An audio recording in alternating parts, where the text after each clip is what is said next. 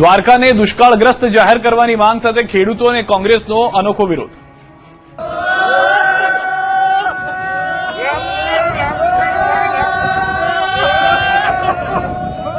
ના, તમે સમજો છો તેવું બિલકુલ નથી. આ લોકોએ કોઈ માનીતા વ્યક્તિ માટે પોક નથી મૂકી. અહીં નથી કોઈ વ્યક્તિનું ઉઠામણું કે બેસણું. આ તો તેમની સૌની યોજનાને લઈને ઉઠામણું છે અને તેની પાછળ ખેડૂતો તેમજ કોંગ્રેસના નેતાઓએ પોક મૂકી છે. દ્રશ્યો દેવભૂમિ દ્વારકાના છે. જિલ્લામાં વરસાદ ખેંચાતા ખેડૂતોની મુશ્કેલી વધી છે. દ્વારકા જિલ્લાને દુષ્કાળગ્રસ્ત જાહેર કરવાની માંગ સાથે ખંભાળિયા નજીક દ્વારકા ખંભાળિયા હાઈવે પર ખેડૂતો અને કોંગ્રેસના આગેવાનોએ વિરોધ કર્યો. ખેડૂતોના જણાવ્યા મુજબ વરસાદના અભાવે મગફળી, અડદ અને તલ સહિતના પાકો પર સંકટ ઉભું થયું છે. સૌની યોજના મારફતે દ્વારકા પહોંચેલું નર્મદાનું પાણી માત્ર 2 દિવસમાં બંધ થઈ જતા ખેડૂતોમાં રોષ જોવા મળ્યો. ખેડૂતોએ નર્મદાનું પાણી તાત્કાલિક અને નિયમિત આપવાની સાથે પાક ધિરાણની વસૂલાત અને વીજ બિલમાં રાહતની માંગ કરી.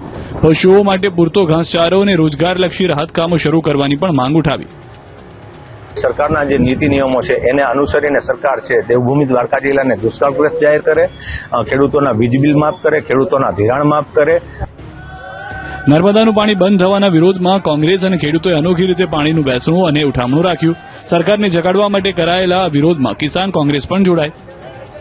રાજ્ય સરકારના 2020-21માં જે મુખ્યમંત્રી કિસાન સહાય યોજના બનાવીને એનો જે પરિપત્ર છે એ મુજબ સતત 4 અઠવાડિયા વરસાદ ન પડે તો એ વિસ્તારને દુષ્કાળગ્રસ્ત જાહેર કરવો જોઈએ. ત્યારે દ્વારકા જિલ્લામાં 60 દિવસથી વરસાદ પડ્યો નથી. ખેડૂતોએ ચીમકી આપી છે કે માંગણીઓનો તાત્કાલિક ઉકેલ નહીં આવે તો 21મી ઓગસ્ટે આંદોલન વધુ ઉગ્ર બનાવાશે.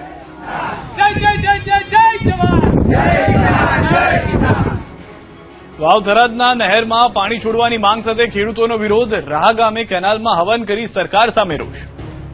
ત્યારે સુબલામમાં પાણી 2022માં નાખેલું હતું, એના પછી ક્યારેય પાણી પણ આવ્યું નથી. વાવ થરાદના નહેરમાં પાણી છોડવાની માંગ સાથે ખેડૂતોનો વિરોધ જોવા મળ્યો. થરાદના રાહ ગામે સુજલામ સુફલામ કાચી નહેરમાં હવન કરી ખેડૂતોએ અનોખી રીતે વિરોધ નોંધાવ્યો. હવનમાં મોટી સંખ્યામાં ખેડૂતો હાજર રહ્યા અને સરકારને ભગવાન સદબુદ્ધિ આપે તેવી પ્રાર્થના કરી. ઓમ શનેશ્વરાય સ્વાહા, ઓમ શનેશ્વરાય નમઃ સ્વાહા. ખેડૂતોનો આરોપ છે કે 1-2 નહીં પરંતુ થરાદ પૂર્વ પટ્ટાના 97 ગામની આ સમસ્યા છે. ખેડૂતોનો દાવો છે કે ચૂંટણી સમયે નહેરમાં પાણી છોડવામાં આવે છે, જે પ્રથા પણ બંધ થવી જોઈએ.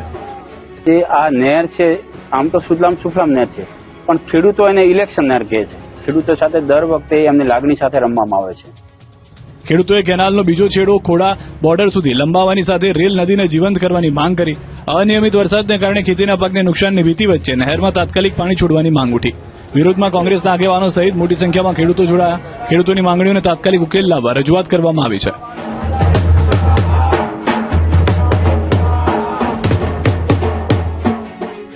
અમિત શાહના પત્ર બાદ એએમસી એક્શનમાં બોપલ ગુમામાં 142 કરોડના ખર્ચે નવી storm water line.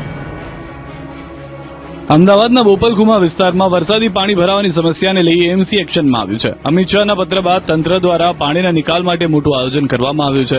Bopal Guma વિસ્તારમાં વરસાદી પાણીના નિકાલ માટે અંદાજે 142 કરોડ રૂપિયાના ખર્ચે નવી સ્ટ્રોમ વોટર લાઇન નાખવામાં આવશે. આ માટે 7 ફૂટ પહોળી પાઇપલાઇનનું આયોજન કરવામાં આવ્યું છે. હાલની અંદાજે 50,000ની વસ્તીને બદલે આગામી સમયમાં 3.5 લાખની વસ્તીને ધ્યાનમાં રાખીને આ ડ્રેનેજ વ્યવસ્થા તૈયાર કરવામાં આવશે. નવી સ્ટ્રોમ વોટર લાઇનનું કામ 2 વર્ષમાં પૂર્ણ કરવાનો લક્ષ્યાંક છે. વરસાદ બાદ બોપલ ગુમામાં પાણી ભરાતા સ્થાનિકોમાં પણ રોષ જોવા મળ્યો હતો. લોકોને મોટા આર્થિક નુકસાનનો પણ સામનો કરવો પડ્યો હતો. હવે નવી સ્ટ્રોમ વોટર લાઇનથી વર્ષોથી ચાલતી વરસાદી પાણીના નિકાલની સમસ્યાનો ઉકેલ આવવાની આશા છે. નર્મદાના સાગબારામાં સતત 11મા દિવસે ખેડૂતોનું આંદોલન યથાવત. નર્મદાના સાગબારામાં જંગલ જમીન ખેડાણ મુદ્દે આદિવાસીઓનું આંદોલન 11મા દિવસે પણ યથાવત છે. 12 ગામના આદિવાસી ખેડૂતો પોતાના હકની માંગ સાથે છેલ્લા 11 દિવસથી ધરણા પર બેઠા છે. આંદોલનના 11મા દિવસે બીટીપી અધ્યક્ષ મહેશ વસાવા પણ આંદોલનકારીઓના સમર્થનમાં પહોંચ્યા. તેમણે આંદોલનકારી મહિલાઓનું મેડિકલ ચેકઅપ કરાવવા અને આંદોલન સ્થળે સુરક્ષા વ્યવસ્થા પૂરી પાડવાની માંગ કરી. અહીં મેડિકલ ટીમ હોવી જોઈએ અને અહીં એમને રક્ષણ માટે પોલીસ પણ હોવી જોઈએ. જ્યાં સુધી આ પ્રશ્નનો નિકાલ નહીં થાય અને બેન ઉપવાસ પર છે એને કંઈ થઈ જશે તો એની જવાબદારી સરકારની રહેશે, પ્રશાસનની રહેશે. બીજી તરફ સિરવૈયાના વન અધિકારી સમિતિના પ્રમુખ પણ ખેડૂતોના સમર્થનમાં પહોંચ્યા. તેમણે 12 ગામના લોકોની હકની માંગણી યોગ્ય હોવાનું જણાવ્યું. વન અધિકારી સમિતિના પ્રમુખના જણાવ્યા મુજબ 2002થી જંગલની જમીન ખેડતા ખેડૂતોને પોતાની જમીન ખેડવાનો હક મળવો જોઈએ. ખેડૂતને હક નહીં મળે ત્યાં સુધી સરકાર સામે લડત ચાલુ રાખવાની પણ વાત કરવામાં આવી. હાલ આદિવાસી ખેડૂતો અહિંસક રીતે આંદોલન ચલાવી રહ્યા છે. જોકે આગામી દિવસોમાં માંગણીઓનો ઉકેલ નહીં આવે તો આંદોલન વધુ ઉગ્ર બને તેવા એંધાણ પણ જોવા મળી રહ્યા છે. દમણમાં મધદરિયે 9 માછીમારોનું રેસ્ક્યુ, નવસારીમાં ફિશિંગ બોટ ડૂબી. દમણ કોસ્ટગાર્ડે મધદરિયે મોટું રેસ્ક્યુ ઓપરેશન હાથ ધરી 9 માછીમારોના જીવ બચાવ્યા.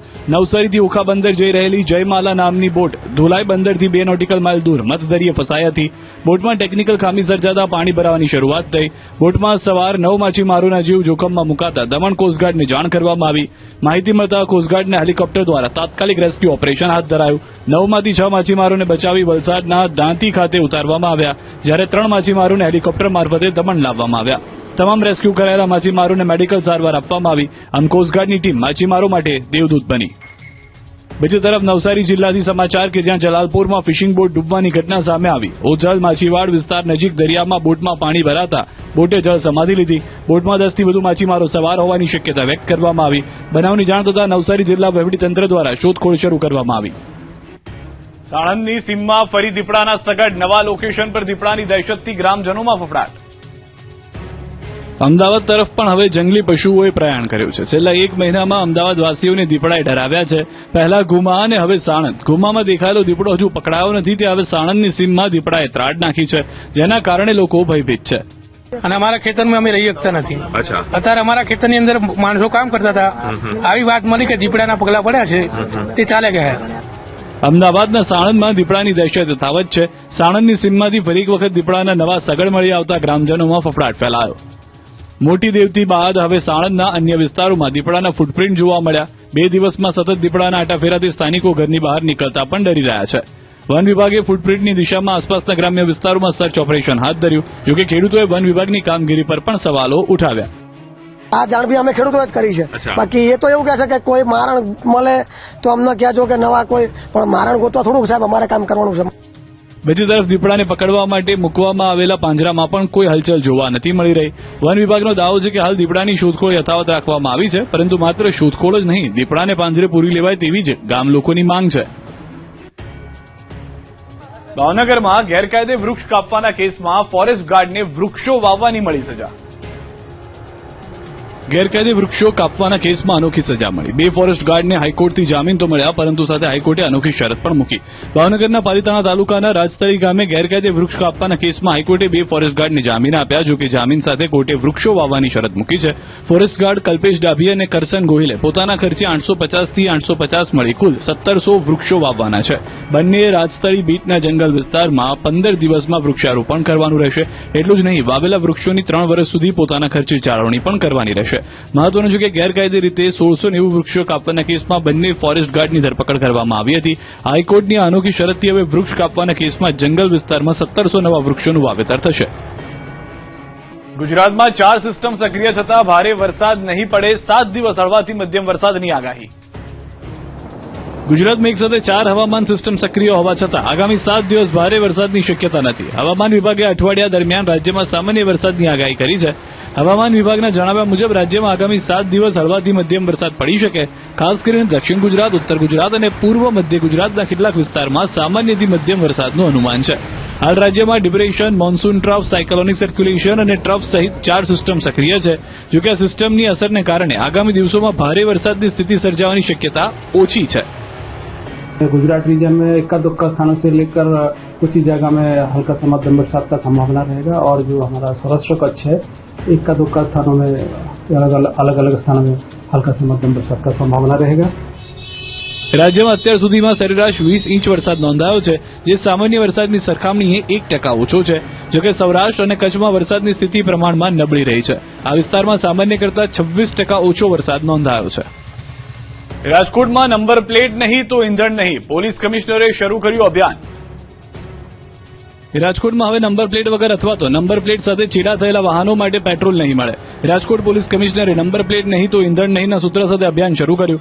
આ જાહેરનામા મુજબ રાજકોટ શહેરમાં તમામ પેટ્રોલ, ડીઝલ અને સીએનજી પંપ સંચાલક તથા કર્મચારીઓને સ્પષ્ટ અને માન્ય નંબર પ્લેટ વગરના કોઈપણ વાહનમાં ઈંધણ પૂરવા પર તાત્કાલિક અસરથી પ્રતિબંધ મૂકવામાં આવ્યો. એટલે કે વાહનમાં નંબર પ્લેટ ન હોય, નંબર પ્લેટ કાઢી નાખવામાં આવી હોય, ભૂસી નાખવામાં આવી હોય કે નંબર પ્લેટ સાથે કોઈ પણ પ્રકારના છેડા કરવામાં આવ્યા હોય તો આવા વાહનો હવે પેટ્રોલ, ડીઝલ કે સીએનજી આપવામાં નહીં આવે. પોલીસ કમિશનરના આદેશનો મુખ્ય હેતુ વાહનની ઓળખ છુપાવીને કરવામાં આવતી ગેરકાયદેસર પ્રવૃત્તિઓ પર અંકુશ લાવવાનો છે. નિયમ માત્ર વાહન ચાલકો માટે જ નહીં પરંતુ પેટ્રોલ ડીઝલ અને સીએનજી પંપ સંચાલકો માટે પણ લાગુ કરવામાં આવ્યો છે. જો કોઈ પંપ સંચાલક અથવા કર્મચારી સ્પષ્ટ અને માન્ય નંબર પ્લેટ વગરના વાહનમાં ઇંધણ પૂરશે તો તેની સામે પણ કાર્યવાહી કરવામાં આવશે. ઉપરાંત પેટ્રોલ પંપ પર ઇંધણ આપવાને લઈને વાહન ચાલક અને પંપ કર્મચારી વચ્ચે કોઈ ઘર્ષણ કે વિવાદની સ્થિતિ ઊભી થાય તો તાત્કાલિક પોલીસને જાણ કરવા આદેશ અપાયો. ખાસ વાત એ છે કે ગુજરાતમાં આ પ્રકારનો નિર્ણય લેનાર રાજકોટ પ્રથમ શહેર બન્યું. રાજકોટ પોલીસનું આ જાહેરનામું 17 ઓગસ્ટ 2026 થી અમલમાં આવ્યું છે અને 16 ઓક્ટોબર 2026 સુધી એટલે કે કુલ 60 દિવસ સુધી અમલમાં રહેશે. તહેવારો પહેલા અમદાવાદમાં રાશનનો જથ્થો ખૂટ્યો. બીપીએલ એનએફએસએ કાર્ડ ધારકો પરેશાન, સરકાર સામે ઉઠ્યા સવાલ. તહેવારો પહેલા જ રાશન વિતરણ વ્યવસ્થાને લઈને સવાલો ઉઠ્યા છે. અમદાવાદની રાશનની દુકાનમાં અનાજ અને તેલનો જથ્થો નહીં મળતા ગરીબ પરિવારોની મુશ્કેલી વધી છે. આ મુદ્દે કોંગ્રેસના ધારાસભ્ય ઇમરાન ખેડાવાલાએ ગંભીર આરોપ લગાવ્યા છે. તેમનું કહેવું છે કે બીપીએલ અને એનએફએસએ કાર્ડ ધારકોને મહિનાઓથી નિયમિત અનાજ નથી મળી રહ્યું. રાશન વિતરણ વ્યવસ્થા સુધારવા ધારાસભ્યએ મુખ્યમંત્રી અને પુરવઠામંત્રીને પત્ર પણ લખ્યો છે અને સરકારની જાહેરાત મુજબ અનાજ અને તેલનો પુરવઠો સમયસર ઉપલબ્ધ કરાવવાની માંગ કરી છે. બીજી તરફ ફેર પ્રાઇસ શોપ એસોસિએશન પણ રાશન વિતરણની વ્યવસ્થાને લઈને